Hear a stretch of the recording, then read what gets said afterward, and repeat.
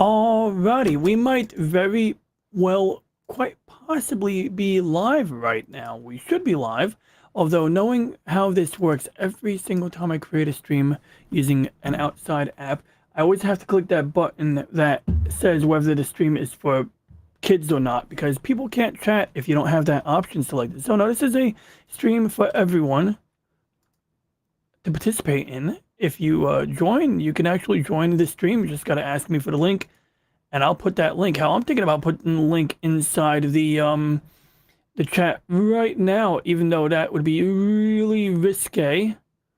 Um, I am supposed to be live on Rumble right now, but I don't know if I am. Oh yeah, I am supposedly live on Rumble. Okay, cool. So anyway, I'm gonna go get that restream link, and then we'll take it from there. Yeah, how do I get a restream link? I do this all the time. Um, I don't do. Oh, here we go. Invite guests, copy link. There we go. And we're going to put that on the YouTube side. And how do I pin this message? I should know how to do this here. Join this stream. And I think all I do is I have to put the message out. Then I have to click on the word pin message. And then it becomes pinned. And then on the Rumble side, I'm afraid to do that. Join the stream, exclamation point. Yeah, I'm afraid to offer the option to join the stream on Rumble. For one, I'm confused by Rumble because, oh good, it's working. Okay, good. So the live stream on Rumble is working. So I'm just afraid that I'll, I'll get some weirdos here. I mean, then again, it's not BitChute, right? So, you know what? We'll put it up there. Oh, I tried muting myself. Whoops, I don't want to mute myself. I want to pin myself, right? Anyway, so let's see now. Only problem I have with this setup is getting the YouTube and Rumble chats to unify with each other. And I have a feeling I'm not going to have that issue solved yet anytime soon. I don't love New York. I just have a New York coffee mug. Okay, I live here. And I needed some cheap coffee mugs, and they were selling these. So I was like, all right, whatever, I'll get this I love New York coffee mug, you know?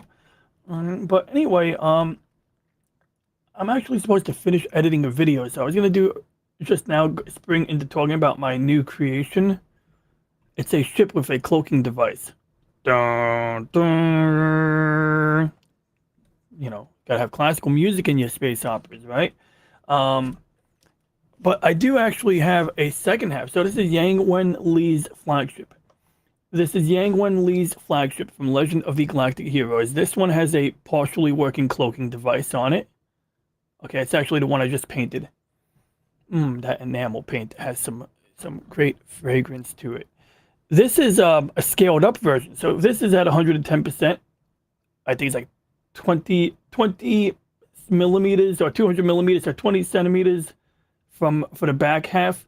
This one here is like, what was it, 30 millimeters? It's longer. It's 130%. This one is like, I think 23.5 millimeters for this half of the ship. And so we printed it out using raft. A raft is basically a material that keeps it, like level or makes it adhere better, because you're going to get some adhesion issues when you have a model that barely has 2 points of contact on the bottom. Hey, what's up, Brandon? It's good to see you, buddy. Yeah, I'm just talking about my 3D printing endeavor recently. I hope you're having a great afternoon. We got Brandon Looney Tunes fan 2000 in the chat today. And it is good to see you, man. Hope all is well. I got to catch up on some of your content. I say that almost every time I see you, but I mean, and I really do.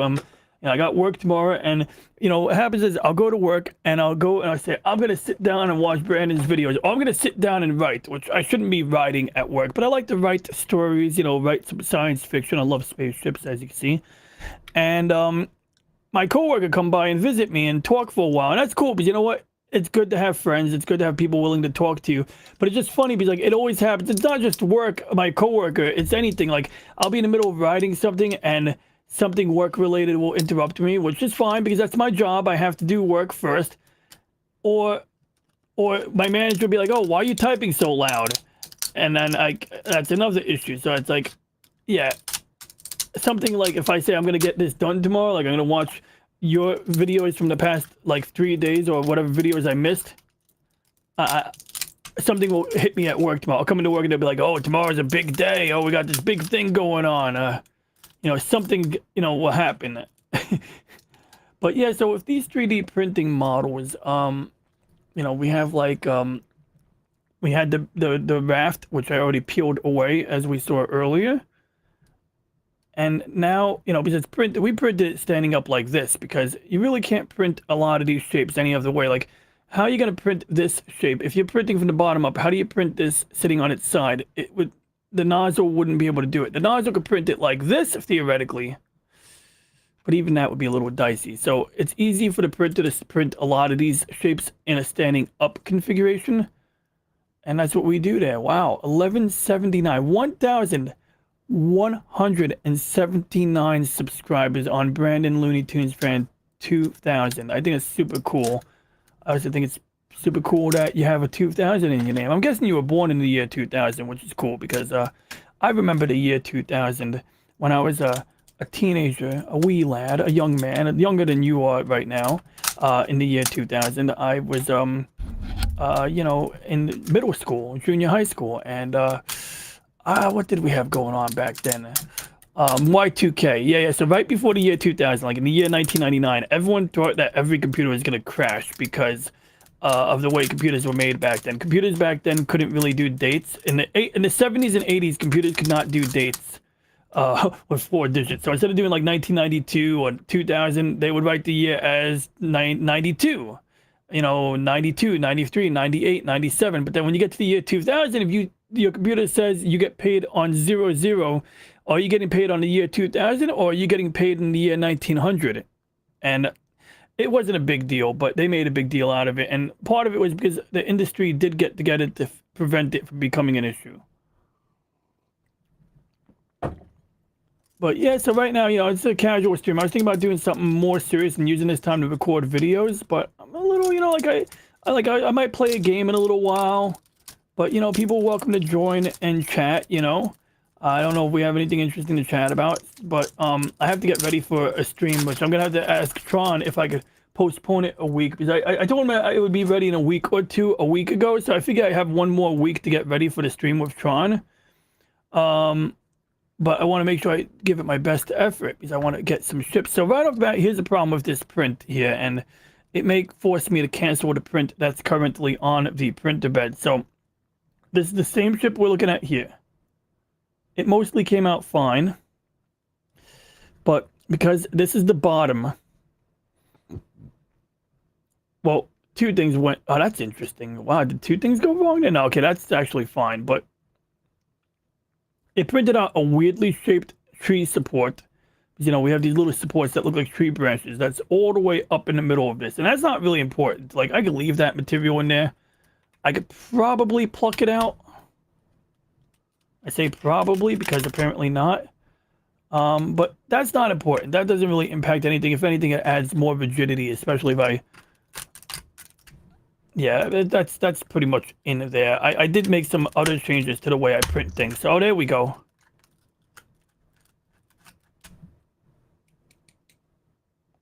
Okay, so I got to be careful. It looks like this piece doesn't want to come out, but we want to get it to come out if we can. Oh yeah, it's in there. It's rattling around. It's rattling around freely. So there we go. So that's a tree support. So it does these because then at the top in the back, there was like a flat surface behind the engine.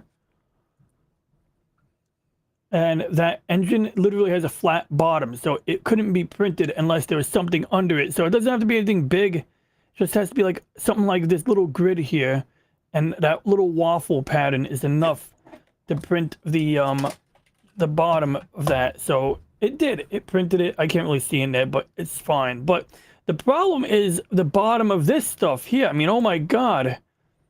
That's the problem. I'm going to have to go back to the machine and realign it, re-level it, because I want the, something to be different here. Like this, I thought this came out better at first, but, these antennas, look, I plan on replacing them. Like, I already attached some antennas to the model that I painted, but these things, these bits and pieces are like a hot mess, and I could tolerate that. I could work around it. I could, like I said, I could do something. I could print them differently. I can put metal rods in there. I can, glue something on.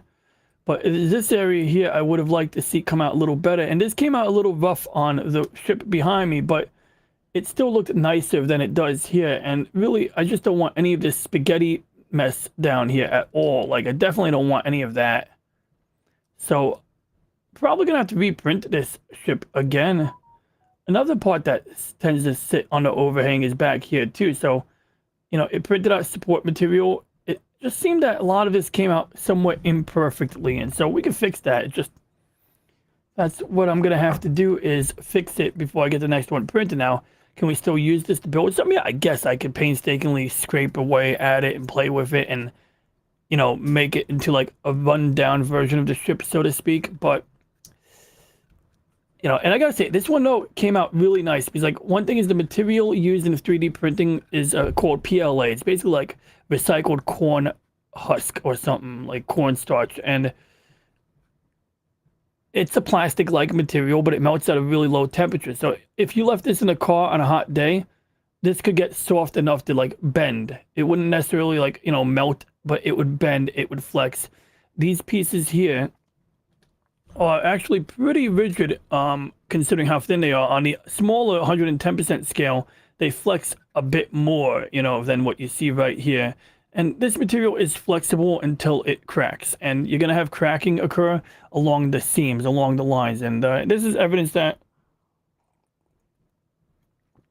something was off. You can see like it had trouble, you know, being accurate on the Z-axis. Apparently, it seemed to do okay, like over here, for example. But even here, like, I think the nozzle was a little too close. So what I usually do at the beginning of any print, I warm up the printer, because a 3D printer does have to be warmed up. And if we look here at the printer now, you can see that glass or mirror finished bed. That has to be heated up before you can level it. And what we mean by leveling is, well, you're literally measuring how far away or how close each part of the bed is from the nozzle. Because if the nozzle isn't like less than 0.5 millimeter away from the bed, or if it's too far away, things do not stick to the bed. If it's too close, it'll either clog the nozzle or scratch the bed. So neither of these things are a fun time. And so how we do that, how do we level it? Well, aside from manually adjusting it, we build a map like this. And it's actually, this last map isn't looking very good either. We see a lot of variances from what it was when I got it. So what I'm gonna have to do is from when I last, you know, from when I did the previous print. And so I should actually cancel the current print right now, and then go back to the machine and do what I need to do to it, you know. So I think we're gonna do that. We're gonna do that. Yeah, I guess we could do it nice and early too while it's still here. No reason to waste material. Yeah, we're gonna cancel this print. There we go. It's really nice having Octoprint so that you can remotely access the 3D printer and, you know, do these types of things to it. Oh yeah, so it does do time lapse, this program, and I did make some changes to the time lapse. So in fact, if it worked, because I don't know if it worked, I don't trust it, man. I mean, you know, that would be like the print I think we just did.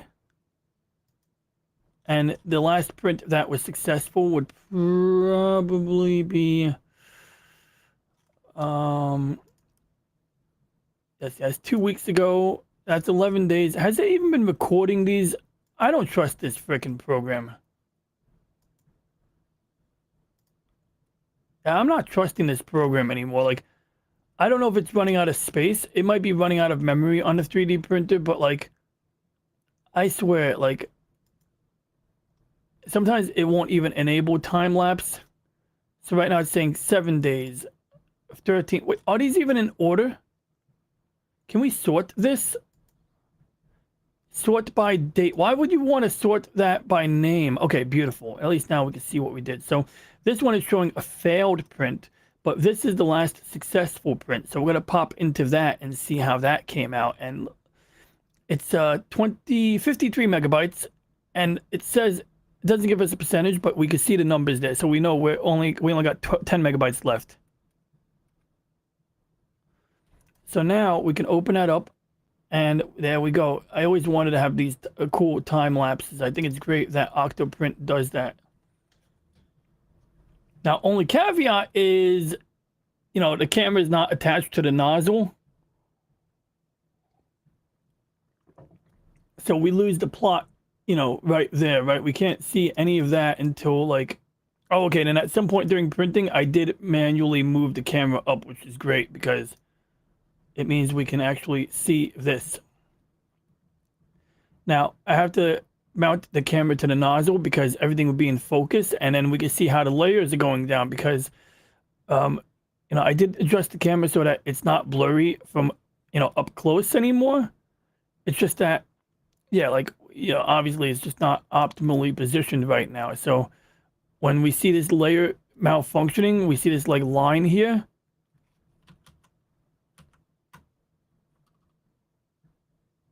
There's actually an area where I saw it kind of glitching out a little, not glitching, but I saw it looked as if there was an issue where one of the layers had some issue or something sticking out the side.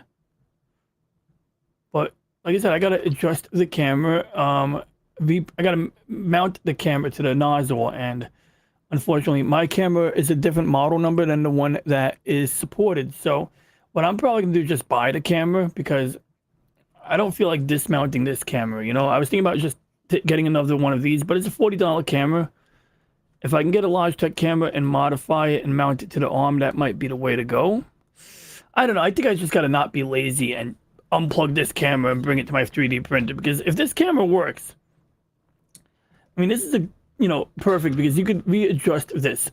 As you can see, I can move it by hand. Like, I don't have to modify it. I don't have to figure anything out. Gotta make sure I keep dust off this this thing here. This is my new drawing tablet. I'm learning how to use it right now, but yeah, it's usable. So yeah, I gotta do that. I gotta probably just bring this camera to the 3D printer, as much as it pains me to do any such thing. But I just want to check who's on the YouTube right now, because if someone like Snowdub or someone, I think they come on at like 10 o'clock, but I want to be darned sure.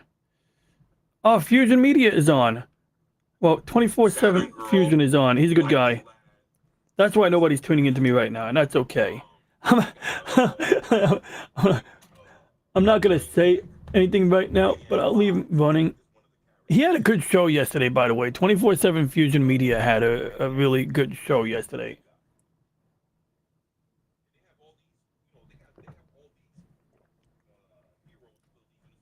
Okay, so let's take my I Don't Love New York cup and put it down here. Ooh, that paint I just got a whiff of that paint just now. Woo!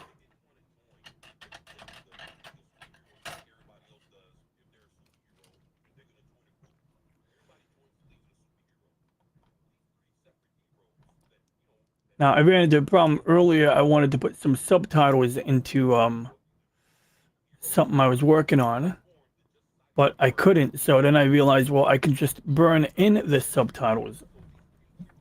So here's a scenario. Let's say you got a video and you got burned in subtitles that you want to well, you have subtitles that are not burned into the video. They're the type of subtitles you can turn off and on. And you want to incorporate it into a video project. So for example, I'm doing a video about painting the ship, and I want to put a clip of the ship in from the cartoon in here, but the subtitles don't come in on the timeline. So even though you can add subtitles, you can create a subtitle timeline, and you can probably import them as a SRT file. I found it to be a cumbersome process. Like, you're supposed to somehow use this program, select your subtitle track, and hit this extract button. But when I did that, it doesn't generate a .srt file. It generates anything but what I'm trying to get. So, I'm sure I'm doing something wrong, but I don't feel like fighting with this thing. I don't feel like messing with this application right now. So then it occurred to me that there's a simpler way to do this, and it's simply this. You take your video file into a video encoder like Handbrake, one of the simpler ones, and initially it may not see all your tracks, so you're going to say, hey, add all of the remaining tracks under the subtitles tab, and boom, we got English subtitles. It's got the title of the subtitle, which is optional, but It's selected here. Now, this will generate a video file that lets you toggle the subtitles on and off, and that's so that you can have multiple subtitle tracks. But if you click burn in, which I already did, you'll get a video file where the subtitles are part of the video itself, meaning that they're in the video track, they're baked in there. It also means that now if you want to turn off the subtitles while watching it, you can't do that. But that's okay, because I wanted that subtitle there because it's a title card that tells you the name of the ship. So in this video, I'm talking about this spaceship.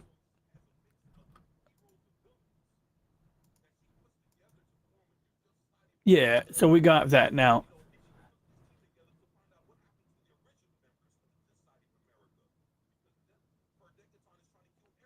And so yeah, that's how you do that. So anyway, that's the conclusion to this recording. We'll move on from there. Oh, I wasn't even recording. Oh well. I sometimes try to record videos during my streams in higher quality. We'll probably do a little gaming stream in a little while. Same stream.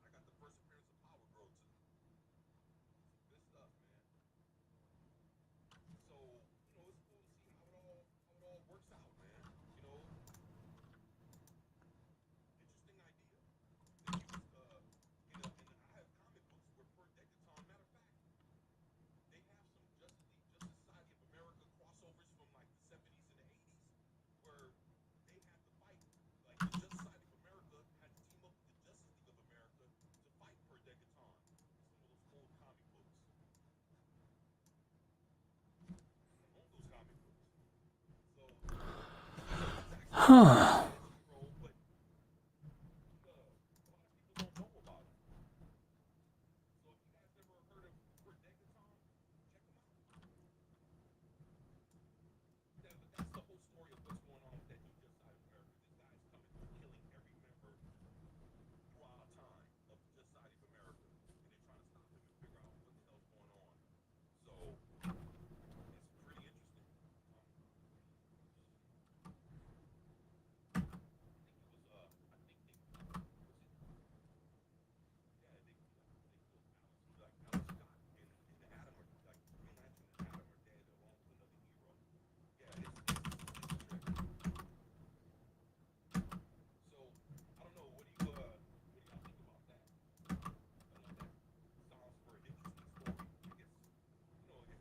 There we go. Okay, good. So I'm just saying, basically in this video, I'm describing the ship, and I'm now putting a clip in there.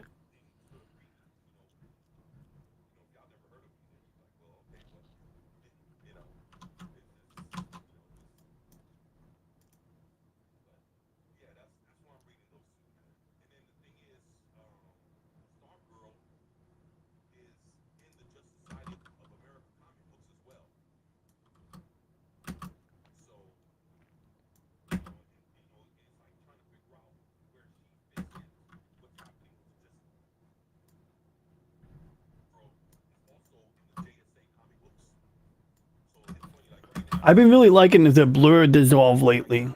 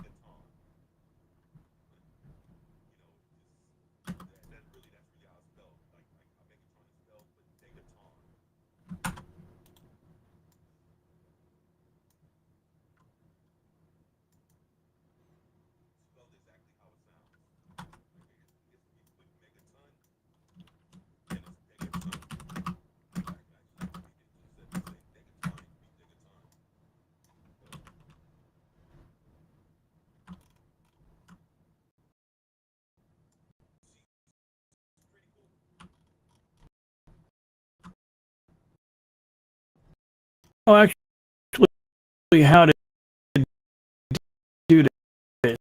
What I'm trying to do is frame the last frame, and so I remember in Adobe Premiere you would just tell it to freeze frame the beginning or end. I don't know how to do that, so instead I'm just gonna do this like that, and I'm going to duplicate it more times if you. That should be sufficient. Drag it over to the left. As you see, we zoom out. That's how small that is. It's probably not the ideal way to do this at all. Yeah, there we are. So you can see that right there. So we need to take this. Okay, good. It lets me do it. Good. Whoa, whoa, whoa. Okay. Gotta zoom in like that. We can bring it here. Snap it to place. C, Control V. That should be adequate. So now you just duplicate that again and again. And we can just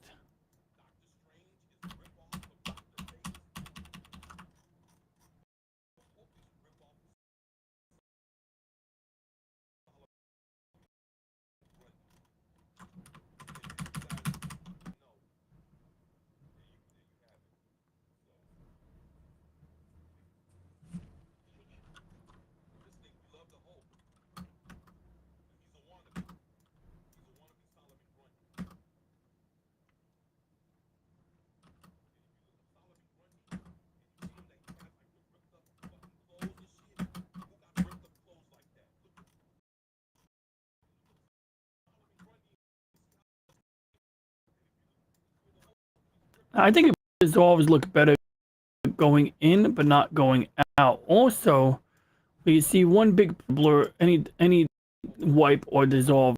You can see this clip is too short. But the problem is that, well, apparently the freeze frame does apply to the end. I don't know, if that's the default behavior, but it appears that this doesn't change. So I can actually delete these miniature clips down here, which is great because I really didn't want to,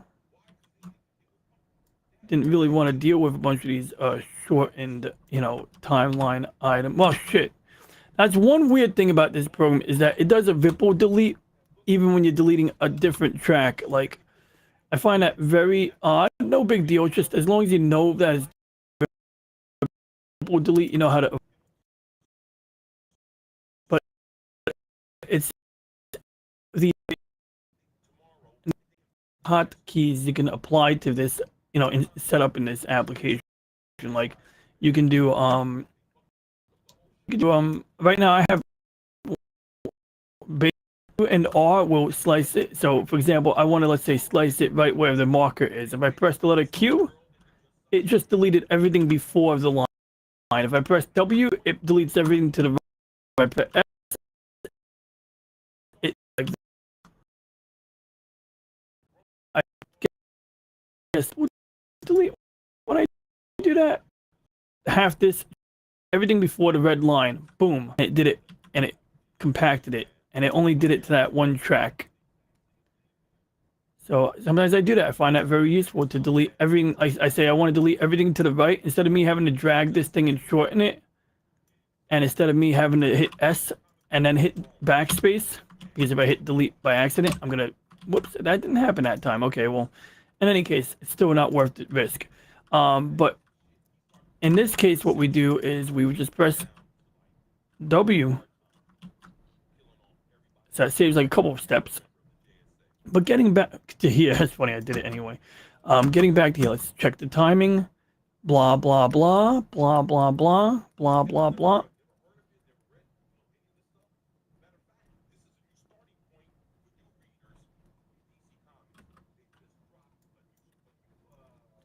Can we synchronize the fade?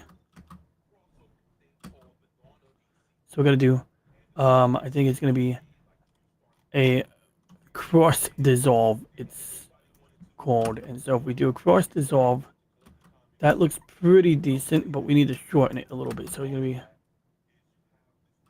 So I don't know if that's actually practical to synchronize the two dissolves, or if that looks schlocky.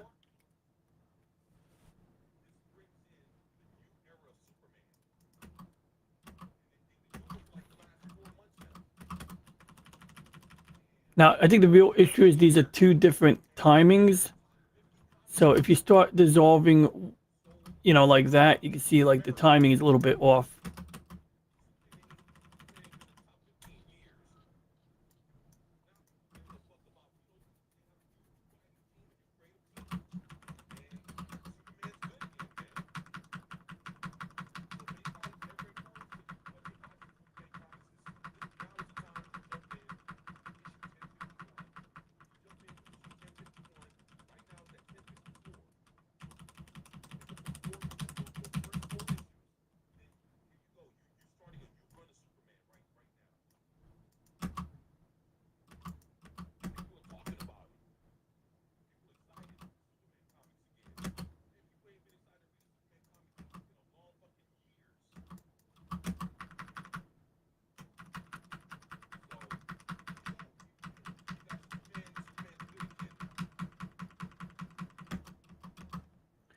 I think I can live with that. I think I can live with that fade. Because, you know, if I'm going to be talking about a ship, I want to include, you know, some, you know, video clip.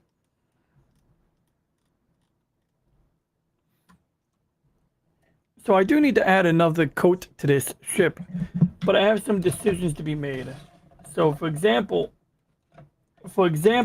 we have like this bumpy area on the side.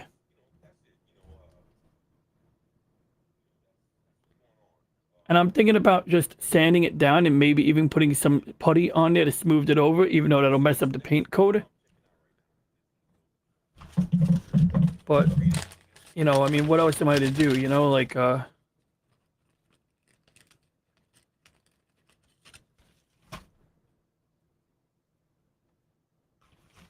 I'm not sure, but I think this bag of sand sticks, these sanding sticks actually have different grit levels to them.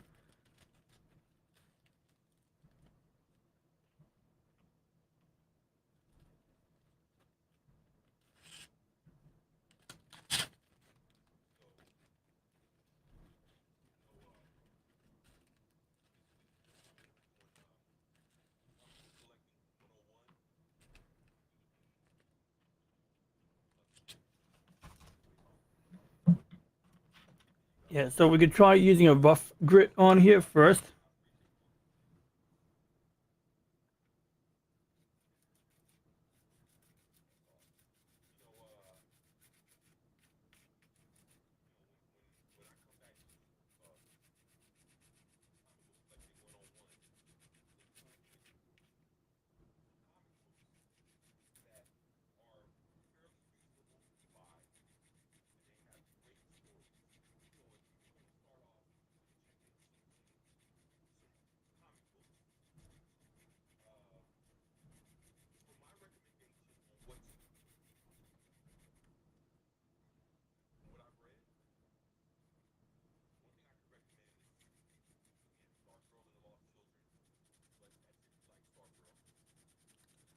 So in this video, I got into like the legalities of printing and selling these things, and I'm gonna have to edit that part. I don't want to like really touch that with a 10-foot pole.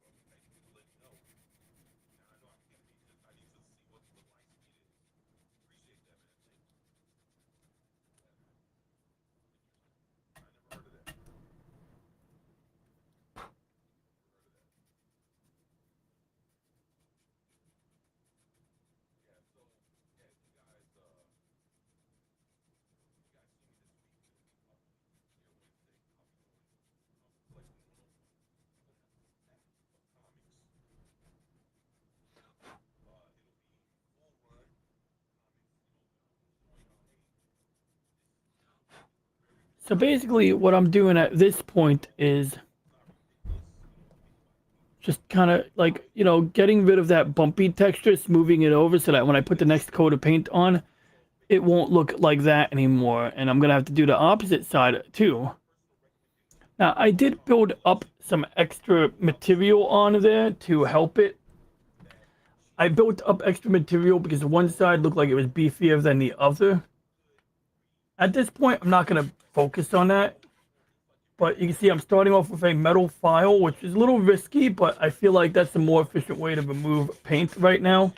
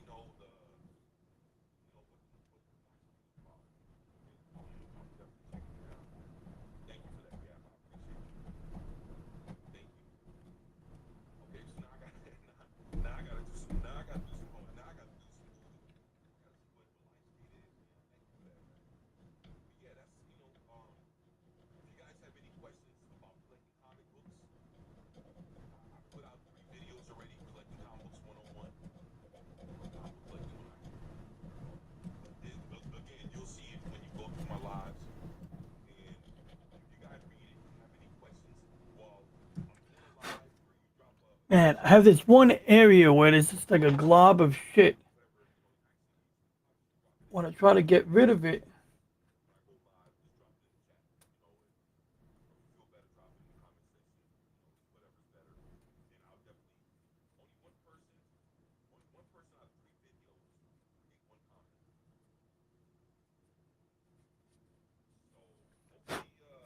All right, there we go.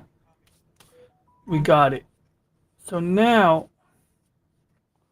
we're just gonna put some layers of stuff on here. Although I'm super reluctant to do this on my desk, I think that's the only place we can do this. So we're gonna put this on the desk.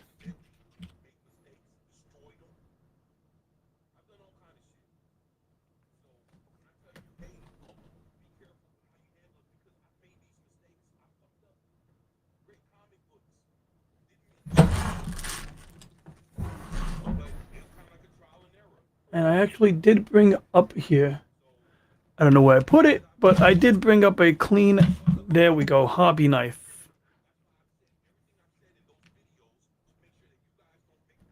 And so I need to have a little thing to do the work on. So we get some fresh, hopefully that's going to be fresh material. You close the cap on it because this stuff will start drying on you right away.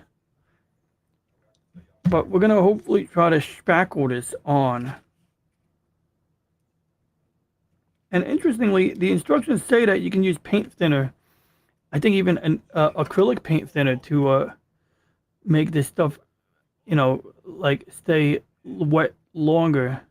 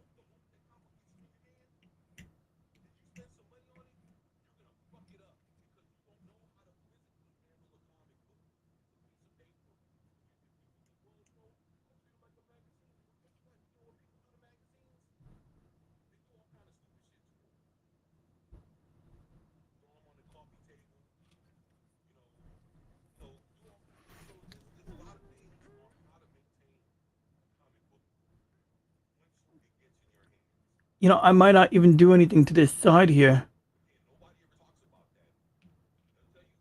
Although I'm looking at it and I'm seeing this once again lumpiness here. I'm thinking that maybe I should give it some love over here. Even though I plan on doing more rebuilds, I would like to, get rid of this, whatever this roughness is. I believe it's because I had to build up layers of material to fill in a major gap. So, whoops, I already touched the shit. Fudge. Well, it's okay. I'm going to sand it down anyway, I guess, right? But it's like, I can probably get it. I don't know if this is an air intake or what design characteristic this is, but yeah, I'm going to have to strip a little bit of the paint off here.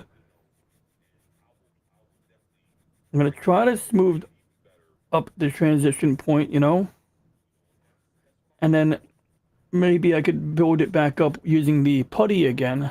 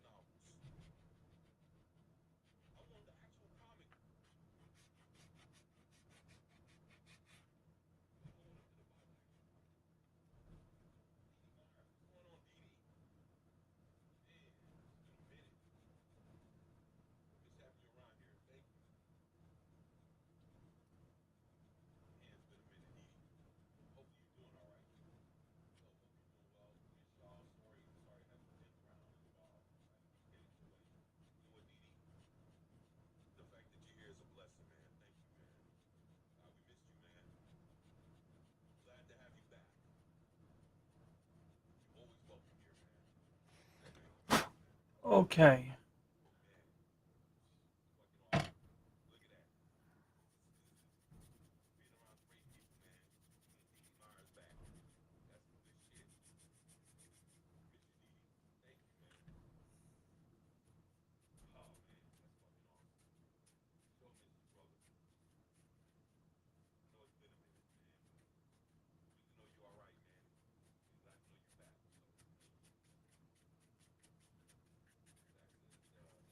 Really got to get some real sandpaper.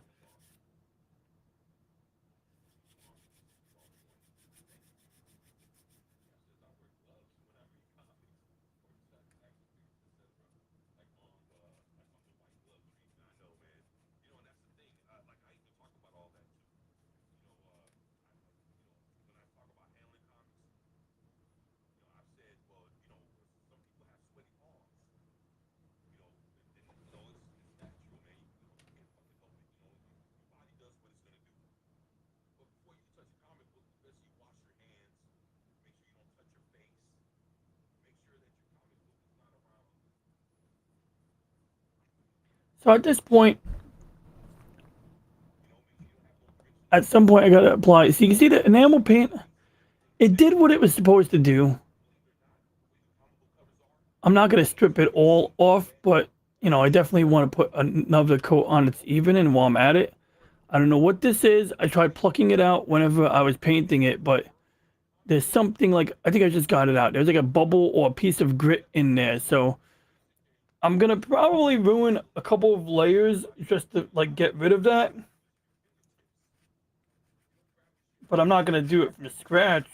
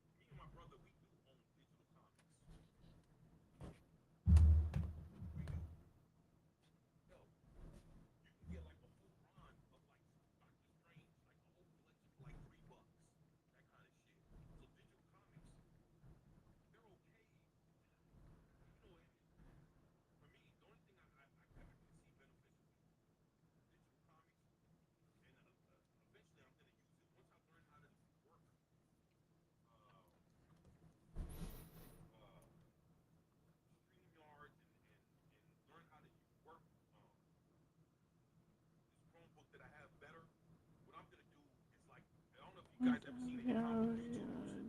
They do like comic book stories, but the comic book stories that they use is off of like comicsology. They're not actually opening up a comic book and telling you about the story from a comic book physically. They're telling it to you through their digital comic book collection, and that's the kind of thing that I want to do. And I own thousands of comic books digitally. But my whole thing is, I don't know how to work it, access it, and record it because I don't have the knowledge to do it. But Loki told me, he was gonna help me out with that here the next week or so. So I'm gonna figure that out. Once I do, I'm gonna come with something different where I can actually start showing you guys comic books and different things, stories, some of the best stories, in like some of the greatest Hawkman stories and some of the best, JSA stories, that kind of shit.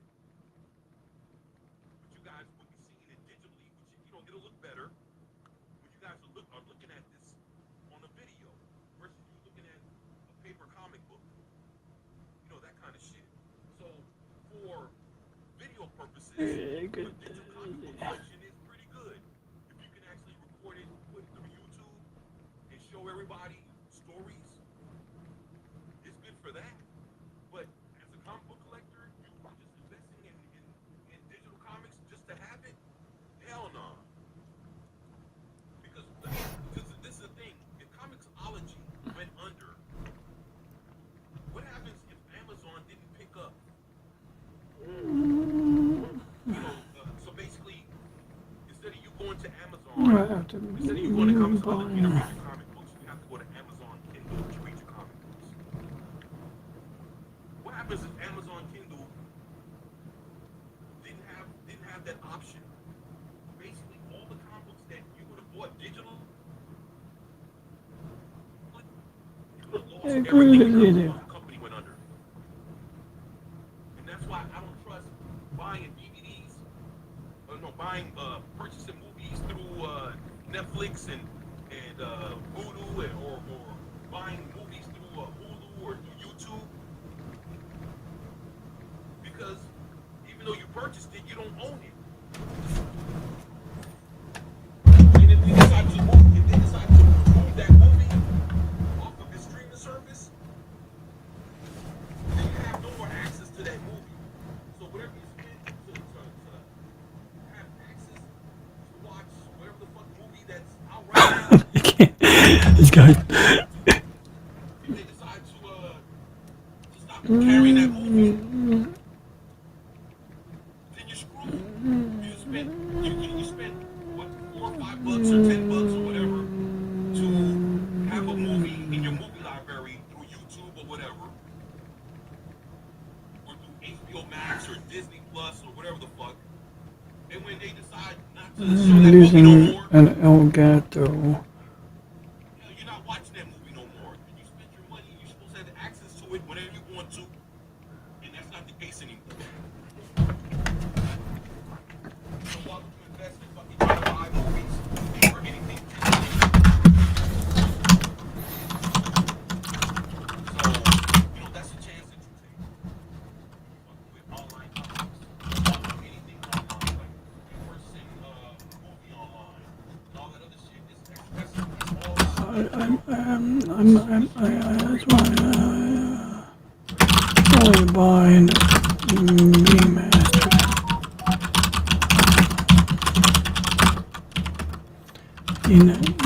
by paying as a digital. I've been copying my digitally purchased episodes of Map 5 because for that the only way to remastered episodes is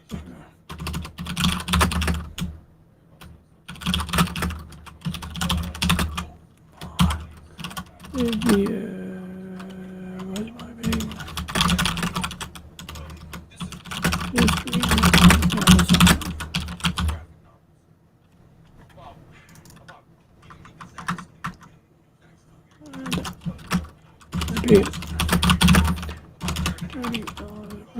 season this stream. The remastered episode. I have bought a bunch of comics, and I never opened them. Like I looked them up online, purchased them, and in the packages, and I just left them all in the package. Even if I picked up the packages to show what the comics were, nobody knew that I purchased the comics online, whatever. And I waited like a year and a half to actually open all of them. So what I noticed is when I was actually purchasing these comics, Screw it.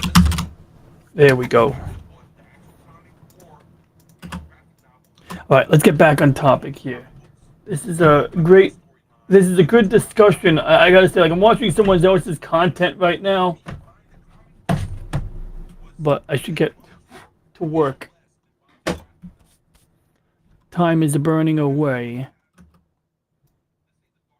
So that was actually a pretty short video. I was in the middle of editing. Like, I don't know if I should add something.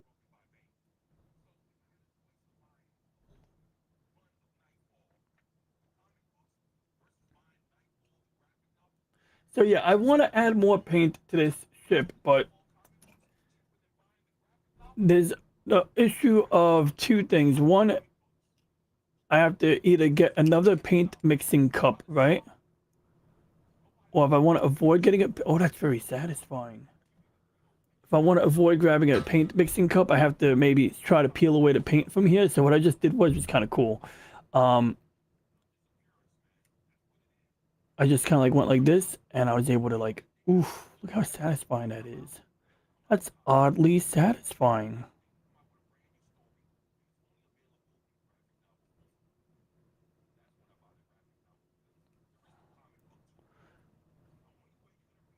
So I don't know if enamel paint thinner works on this directly while it's still drying or while it's still curing, but I don't want to use it because that shit smells. So what I'm hoping is that this paint doesn't actually adhere. Although I suspect next time I paint something, it will adhere because I'm scratching this up now.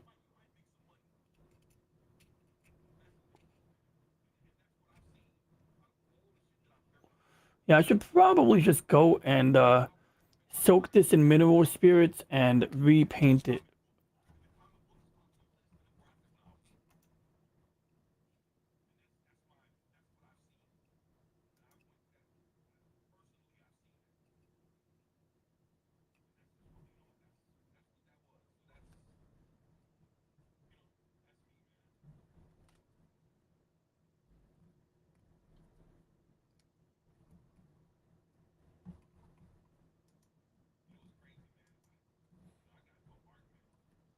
I hit the wrong button.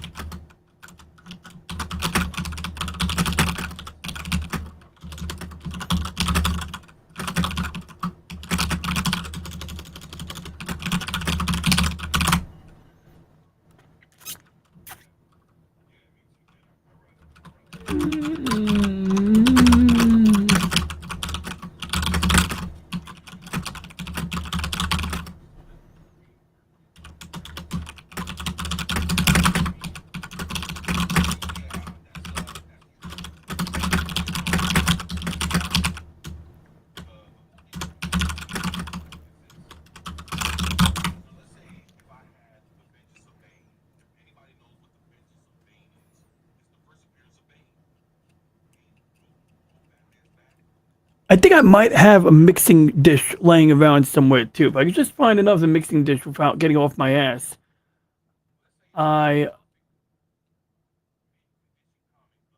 I would be able to.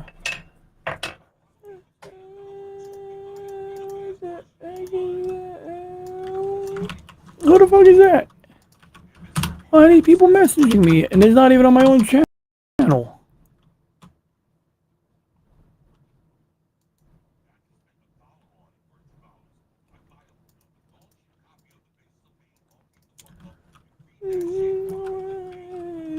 Yo, what up? Good day.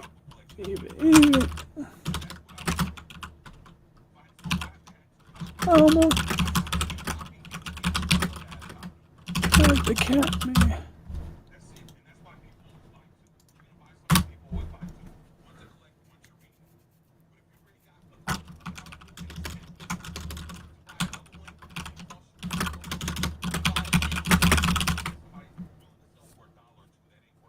Let me see if I can find me a metal mixing dish somewhere before I get more leftover enamel on my thumb.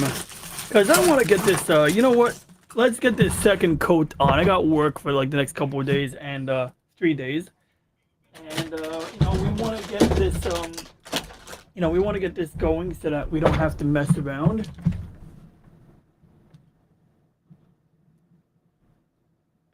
I can't remember where I put the mixing dish, but there's gotta be something I can use, even an improvisational.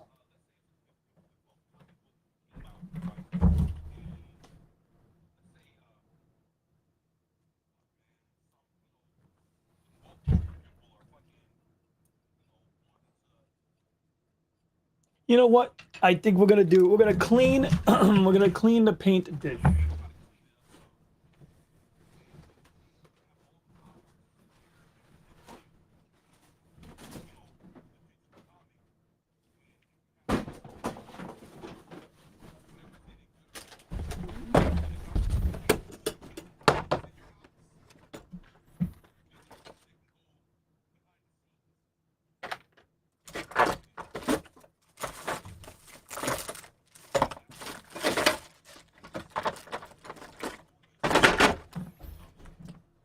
Okay.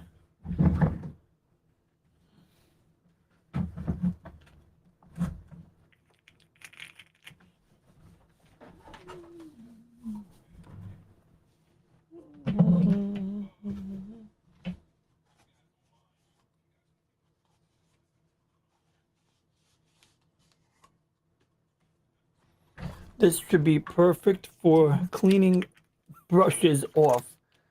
So what I find interesting is how a lot of this enamel paint thinner related stuff comes in containers that have very like double sealed caps. Almost like, oh god, fuck, shit, piss. Okay, well, now I smell like a chemical factory. Well, I smell like paint thinner.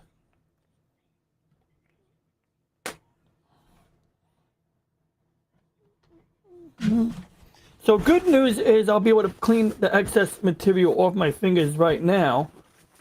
So that's gotta count for something, I guess, right? Bad news is I got some of this paint thinner in my paint container.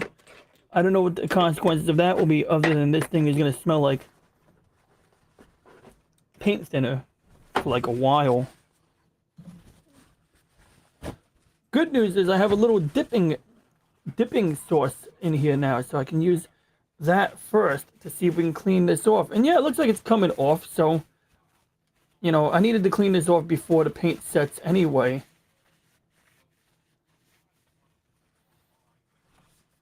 Let's open that window. It's smelling like fumes in here.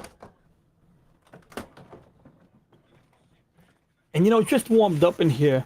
I ran the computer in video encoding. I ran video encoders on my computer for hours on end today. To, you know, just because I needed to. But it also ended up making this room so cold when I had to open the window last night. So by running the video encoders like for 4 hours today, that helped to warm up the room. The computer generates its own heat. Oh yeah, that's working all right. I don't want to spill this on my graphics tablet, but I'm going to show you. You can see the mixture. Yeah, that's swirling around. You can see like if I just let it soak, it'll probably remove the paint for me. And you know what? Good. I got a cup over here I could pour the excess into.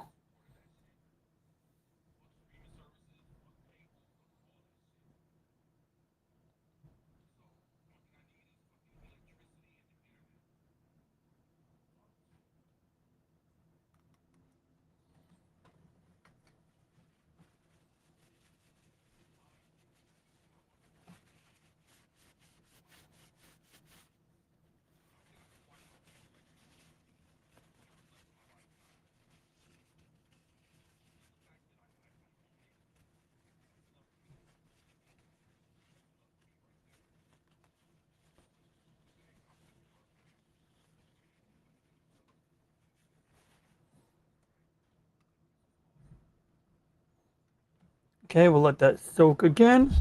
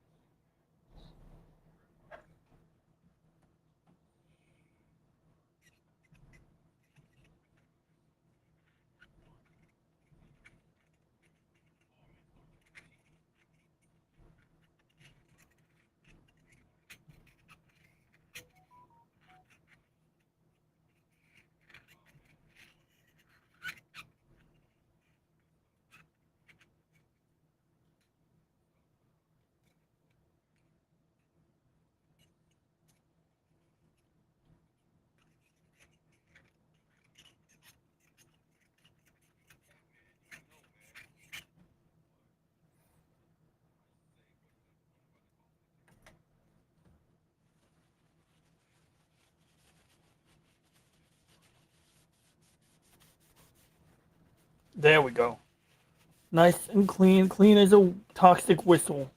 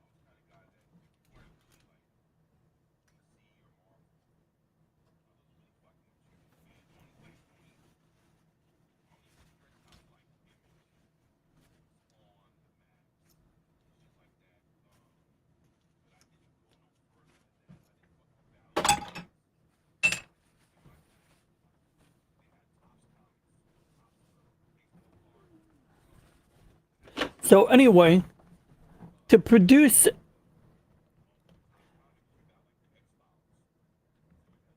in order to begin painting or adding another coat to this strip, which has a light glue, you know, like a blue-green, light blue color, sort of like what you see here, we're going to need to mix some paints. So I have these enamel paints. We have green enamel from Testors. Then in here we should have a blue enamel in here somewhere.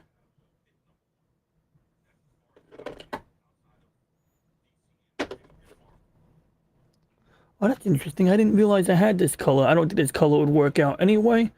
This looks more like a lime green, flat green. Interesting. So we had glossy green and flat green. I'm sticking with glossy green for this particular model since it seems to be working out well.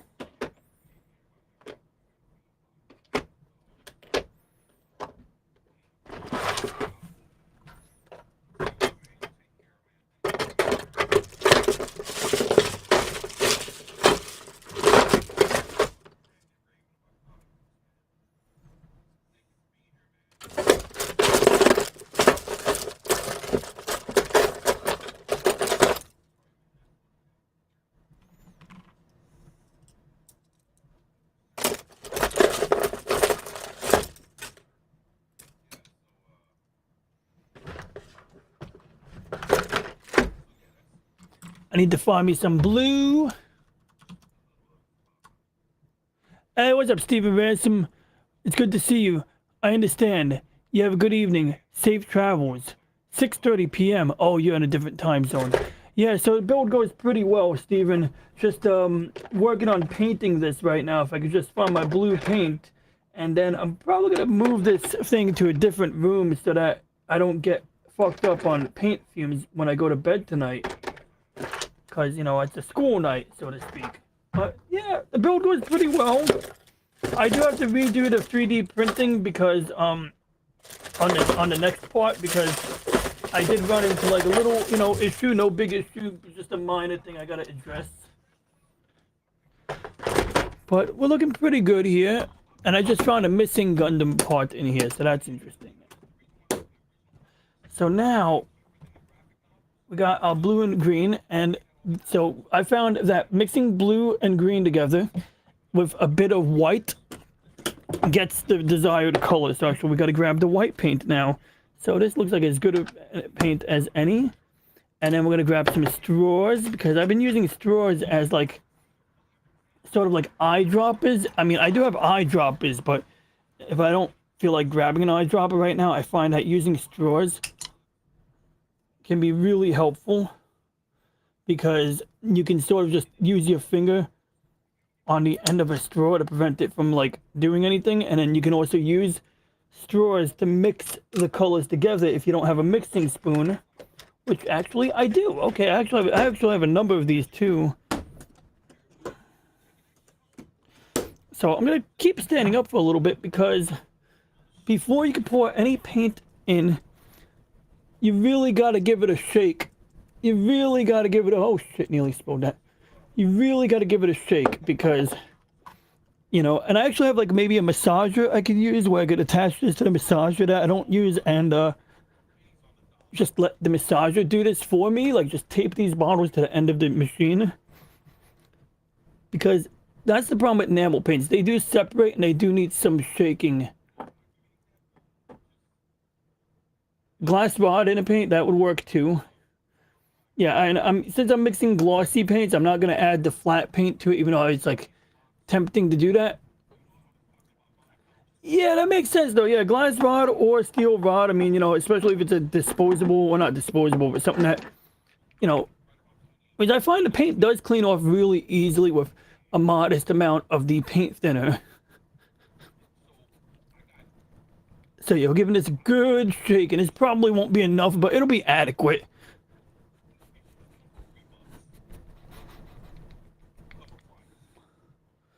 That blue, like, it looks like it's really got a lot of separating in there. I mean, it just has that weird, like, mix going on in there. So, you know,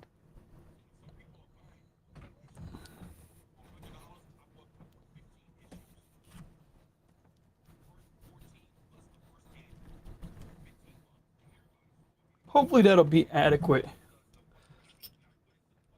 I think I'm going to actually shove the metal rod inside this one and see what happens.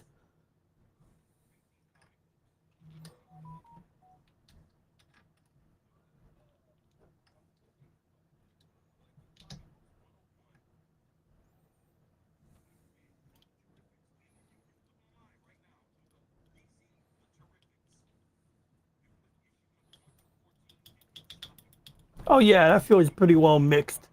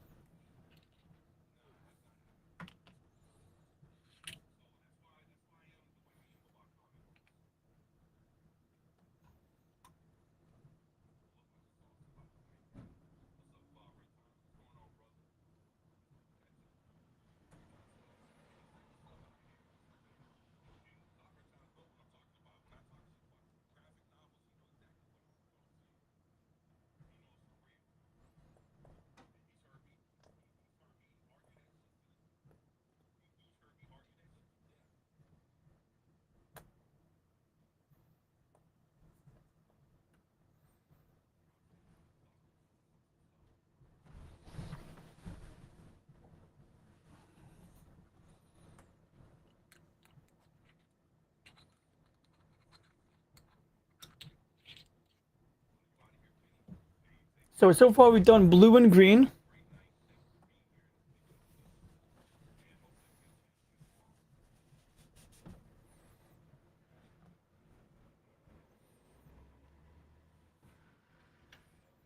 Now we're gonna add some white to it. And we might even put some paint thinner in. Oh, this white paint bottle has seized up. Oh, that's seized up tight. Good thing I have multiple. Now let's make sure this is the right one. Yeah, that's white glossy. Yeah, glossy white. So I can't find the. I could switch to. I got multiple bottles of this, but if this one's gonna be so hard to open, I might as well try to open it.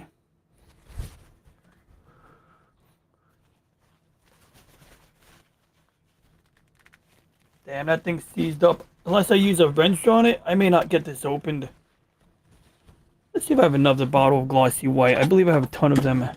It's one of those colors that you carry more than one of.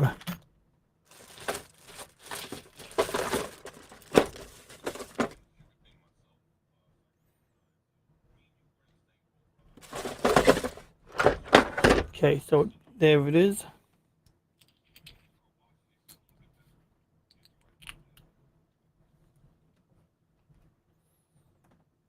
Oh, I gotta shake it.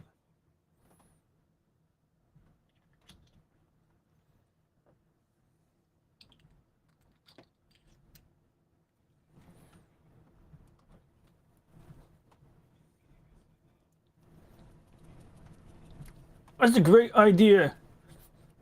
That's a great idea, but then that would require me to go to a different room and get one. Actually, I actually have a strap wrench too.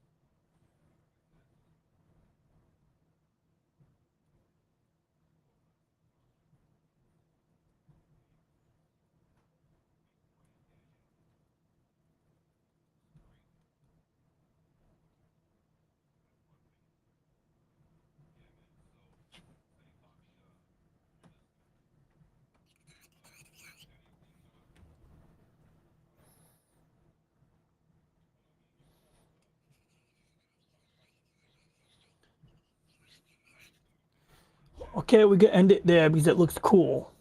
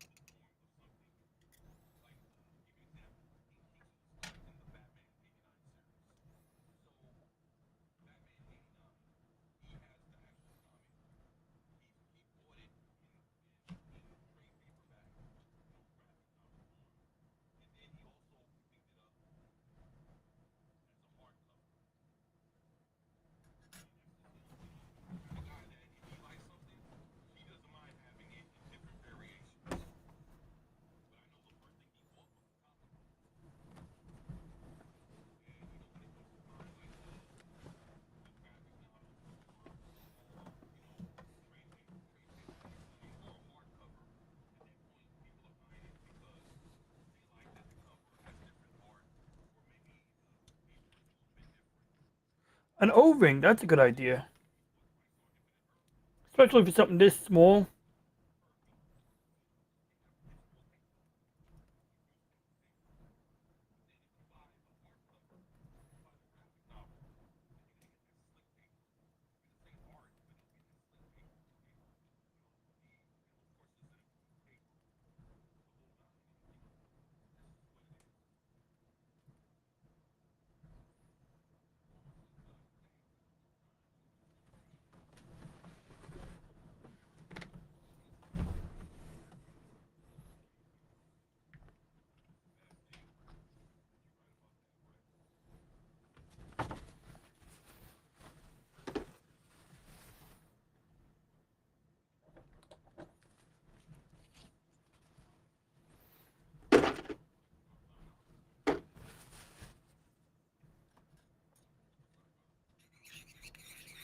So we added a little more blue to the green. And I think it's starting to take on that light blue color that I'm looking for. So previously it was more towards the green than the blue. We may have to add a little more white to it, but that's about it. Like now it's starting to look like a light blue.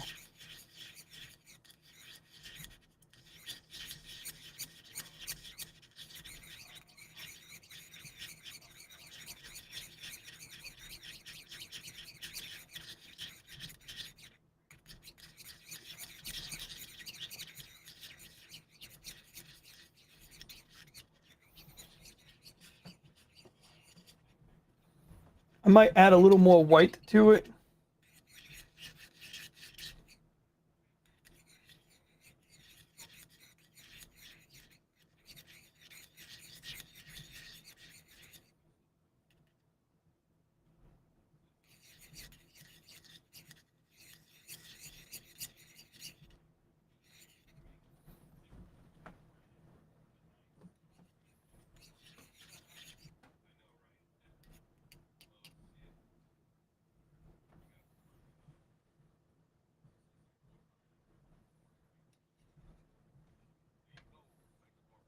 I think I'm gonna take a chance and add a little more white to it.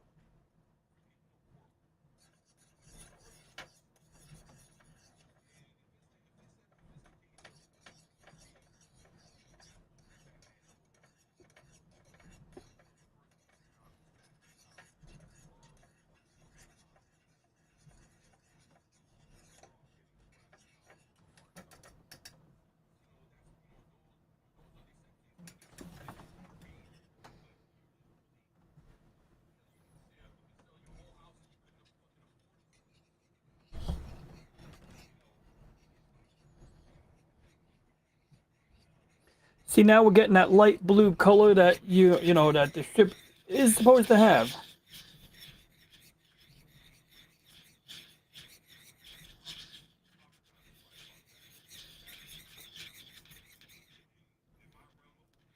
I would almost think it's a little heavy on the white, except that this strip is supposed to be a very light blue.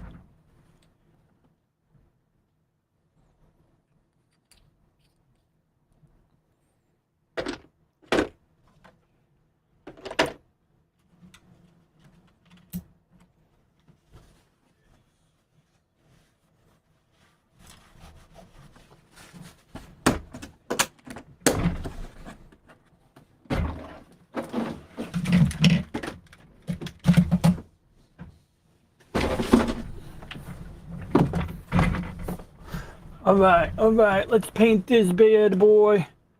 I guess I gotta turn off the chroma key, even though I don't want to, because otherwise you can't see the strip being painted.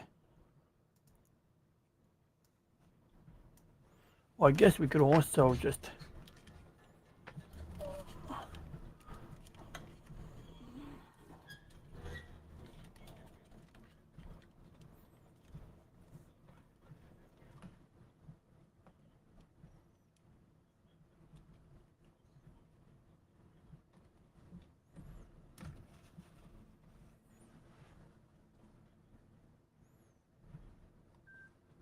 Who the fuck is calling me?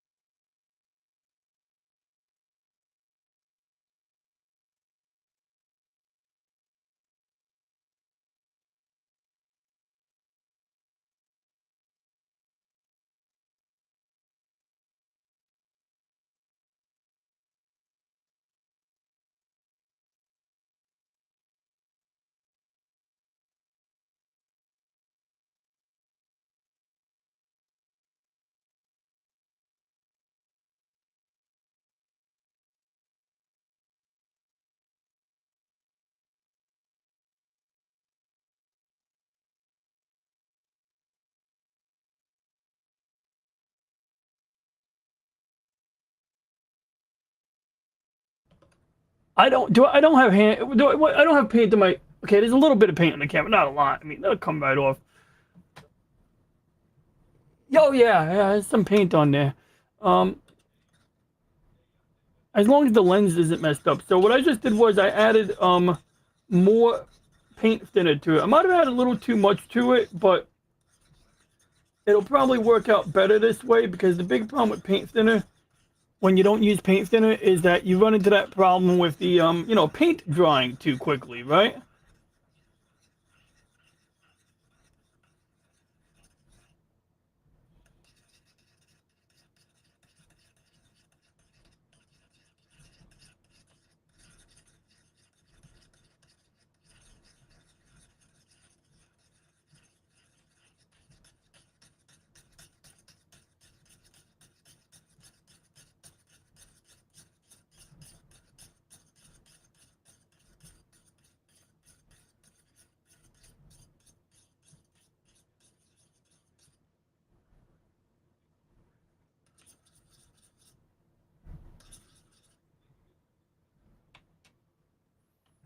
Okay, so we got two types of paint brushes we can use. More types actually than what we're looking at here. I added paint thinner so that the paint doesn't dry too soon on me. I'm not really good at painting like this, but we're gonna just wing it. This is a lighter color than what we had before. And I think it matches the ship a little better. The other reason I kept the paint so light, or why I don't mind having so much paint thinner, is because I'm hoping that'll help to prevent bubbles. I'm probably going to just focus on one part of the ship today.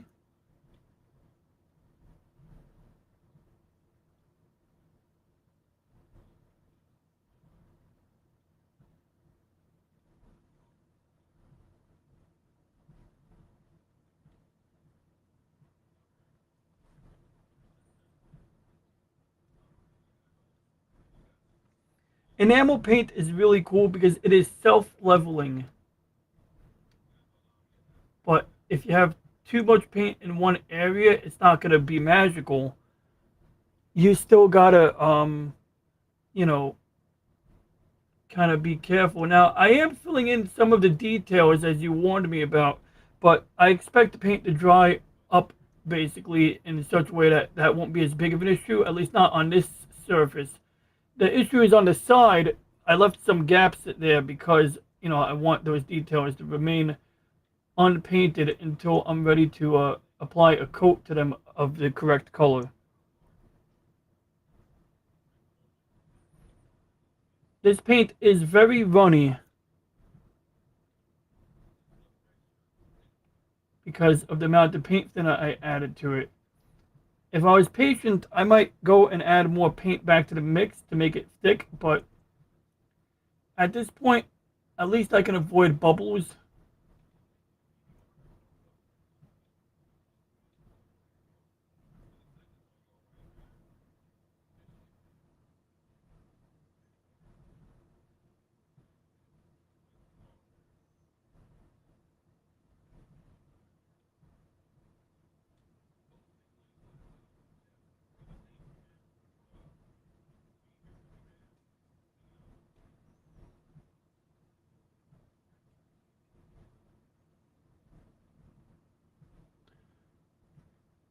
Oh shit, Snow Dub is on. Thanks, Steven, for letting me know. I might have to end my stream soon. If only. Yeah, you're right. You're right. I'm terrible at that. Thanks for the reminder. I'm still gonna screw it up, but I will try to keep that in mind, not to be putting so much paint on that. When is Snow Dub on? He's on a 10, right?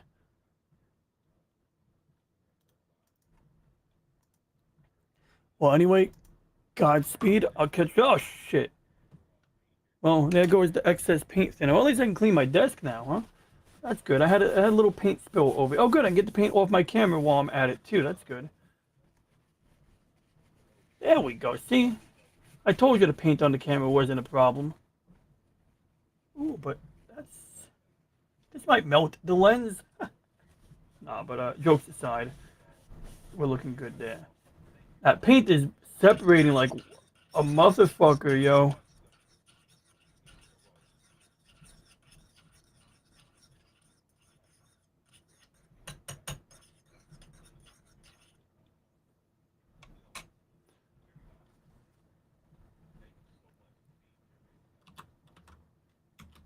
Trying to type the word snow dub in with one finger. Oh my god, it should auto-populate that shit. There we go. I got Snow Dub Cotton Council, 9:30 p.m. Hey, I'm paying good money for this shit. Why isn't it on yet? I'm kidding. I'm not paying shit for it. On hand. Can't say hard at all. Hand on hand. Can compare.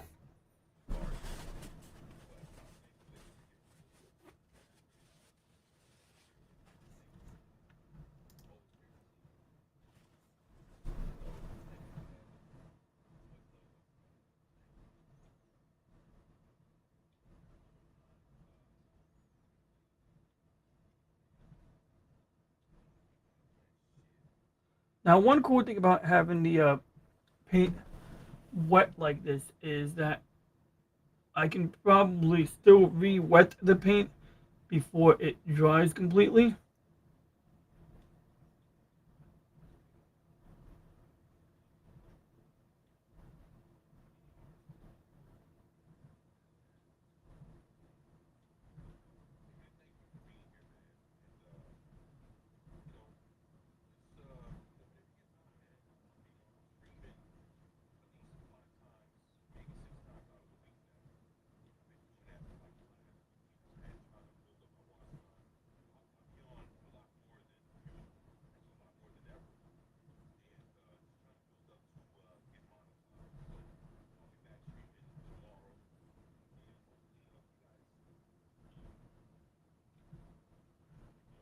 So there's actually one humongous issue about what I just did.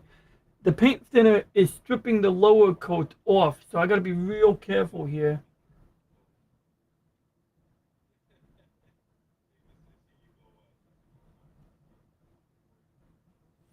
That's gonna be a problem.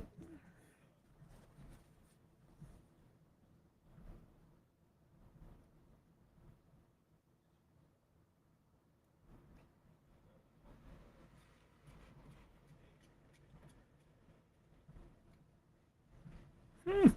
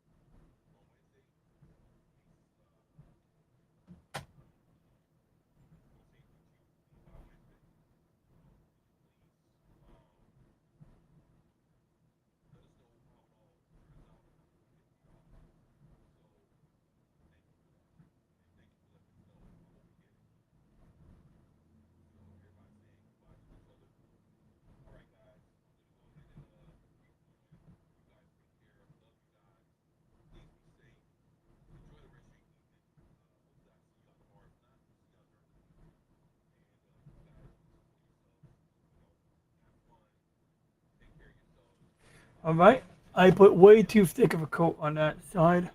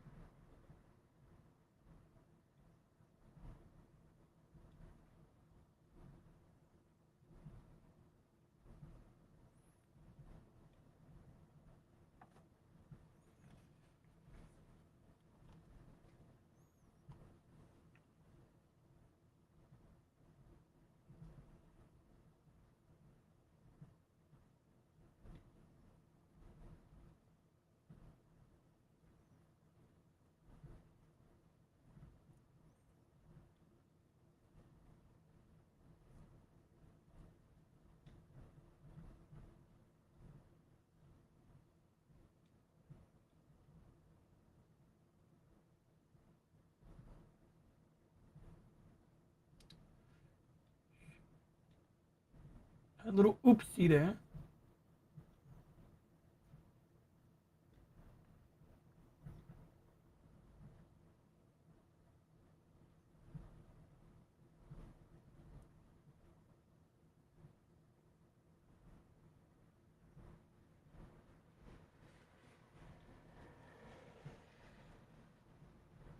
Whoops.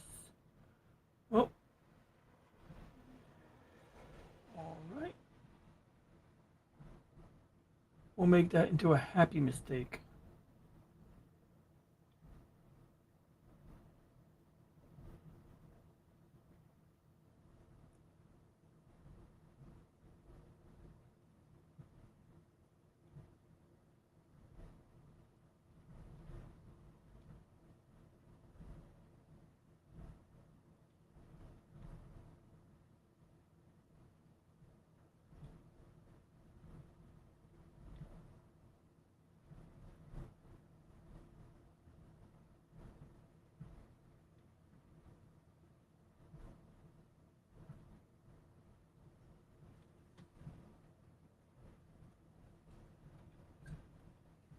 Oh shit.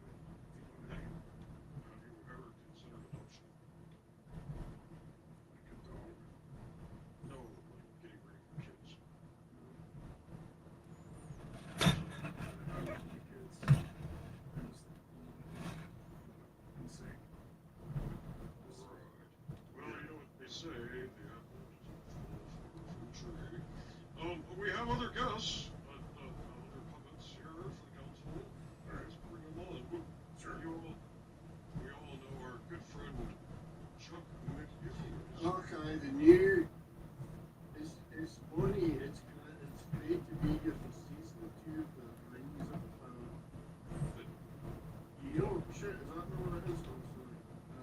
Hey, you know, Floral's never going to consider an option because, quite frankly, you have them. That too. That too. But anyway, it's nice to be here, you know, because the snow is finally on my upper beaches. Your sheep are loose again. Joe, Get back! Get back! Get back! it looks like your internet connection's looking better. Like you're coming through a little cleaner. I mean, it's not broken up. Look, through both of my connection, right? Right. You know, you also look like you may have had some kind of facelift or something. Aye, I went down to the big city, like, it was a mess, and I went to a day spa, and I spent, it's just an absolute bloody fortune, like £6 or £7. Wow. And I still look like shite, so, Big spender. I did spend what I was spent by the end of the day, those last season in the base. You know, Alrighty, for once I actually have extra paint left over, but I'm done. I'm done getting high off paint fumes. So my plan is to just kind of like wash up using the paint thinner, which I really should stop wasting this stuff because I actually have a nice bottle of I actually have a bottle of mineral spirits that would basically do the same job while being more economical. Mineral spirits are like pretty much used like I think you could even use them for airbrushing, so that's good because there's no reason to have to spend extra money on any specialty brand anything, right? Because you have these specialty brand products when you're doing airbrushing, it's like you got airbrush cleaner, you got paint thinner. It's like, do you need special airbrush cleaner? Not usually, no. Maybe if you have like $100 unit, like just the actual handheld unit itself is $100, okay, or a $200 airbrush, sure. Maybe then you might decide you're gonna get the premium cleaning product.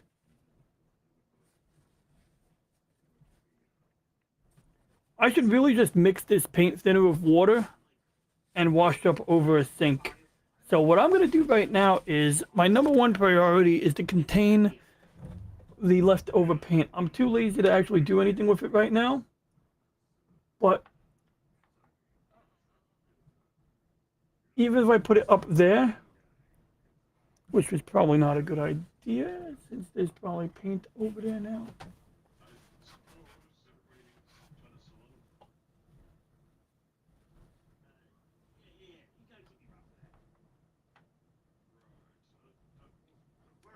And then what I would do is I'd put a lid on it. Like, I'll literally put a lid on top of that to ensure the fumes don't fucking be floating around my room and shit when I'm trying to sleep tonight. So it doesn't really matter what I use. I just need something, a piece of cardboard.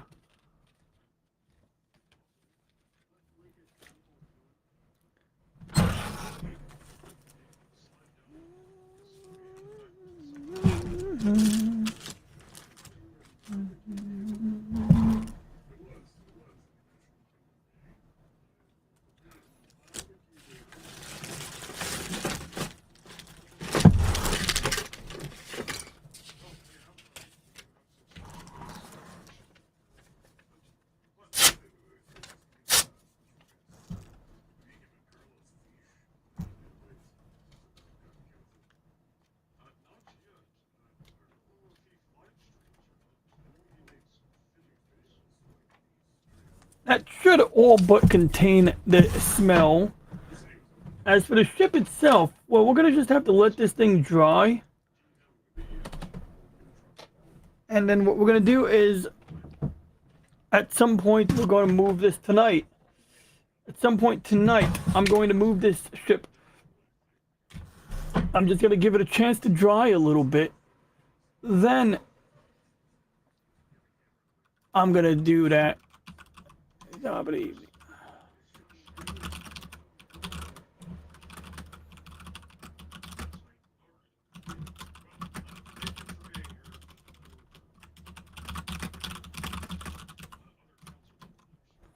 I think we're gonna end this stream. We had two people tune in. We had Brandon Looney Tunes fan 2000, and we had Stephen Ransom tuning in. So I want to thank both Brandon Looney Tunes fan 2000 and Stephen Ransom for tuning in. Now there is a trick to ending a stream when you're simulcasting on both Rumble and YouTube, because I find there's this period where, like, if you end it like immediately on Restream or something, it will like end right away. So I'll be in the middle of a sentence saying goodbye, have a good night, and it'll just cut me off mid sentence on Rumble. So I'm going to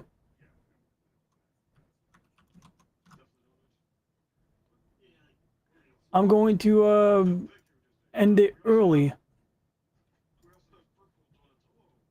I mean, I'm gonna end it, and then I'm gonna hit the button, and I'm gonna wait. I'm gonna end the stream, and then I'm gonna wait like a minute before I actually end the stream. So anyway, let's turn the color thing back on. Why don't we?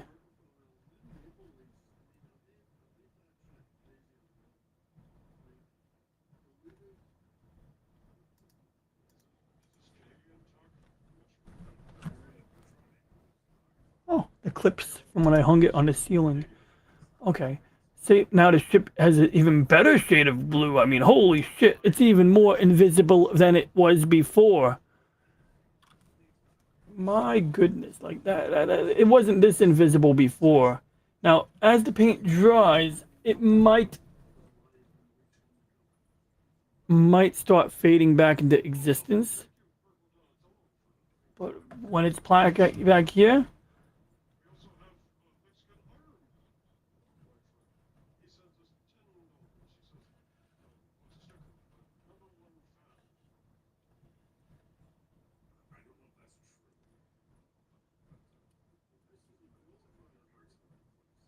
heck, I think I want to move this ship to another room right now. Is this thing supported well? Yeah, I think it's pretty well supported. So I'm going to do that. I'm going to move this to a different room. I want to thank you for watching. If you have any questions, comments, or ideas, please leave a comment. Please like and subscribe. And for now, we shall end transmission in about 1 minute in order to, prevent this from cutting off mid-sentence. In the meantime, I will gently move this to a room where I don't have to worry about it getting me high when I go to bed tonight.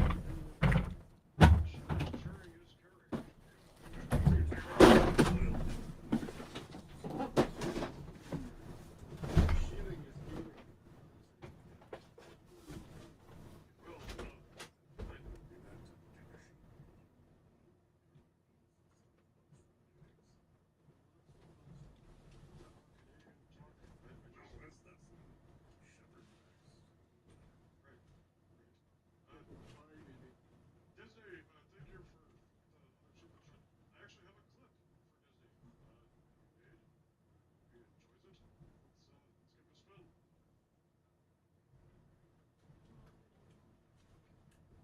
a spin. Woo! Woohoo! I just left this room. And it smells like frickin' turpentine and spirits. So what we're gonna do is we're gonna keep the window open. But while that window is open, we're going to fire up a video encoder. Yeah, so here's how you heat a room without actually turning on a heater. Well, you're gonna still use about a pretty good amount of electricity doing it. So it's not a free way to heat a room. It's just a way to kill two birds with one stone. So I have some episodes of a TV show that I want converted to Blu-ray. I've done episode 67.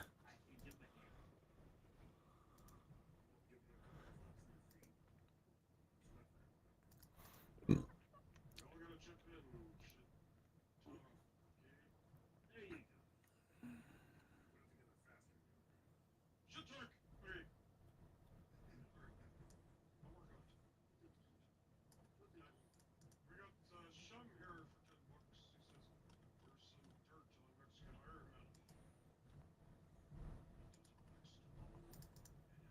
seen any of his movies. Rambo. That's like Jolly's favorite movie.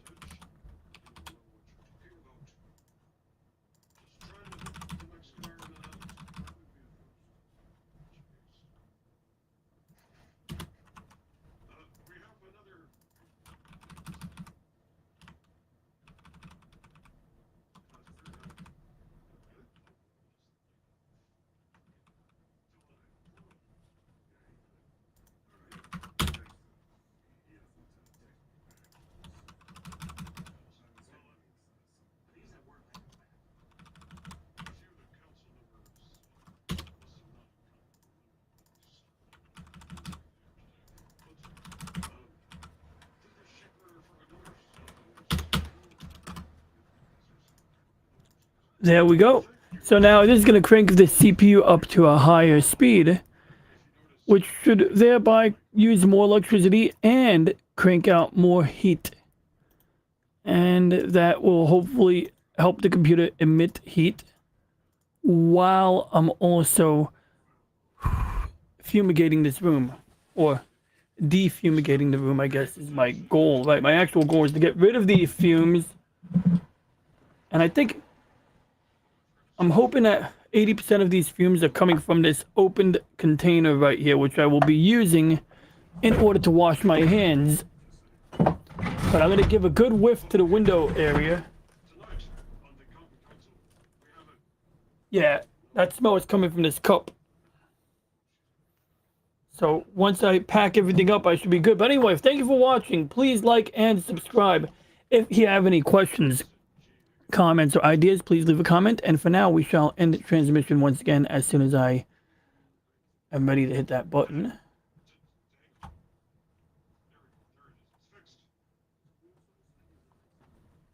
Sorry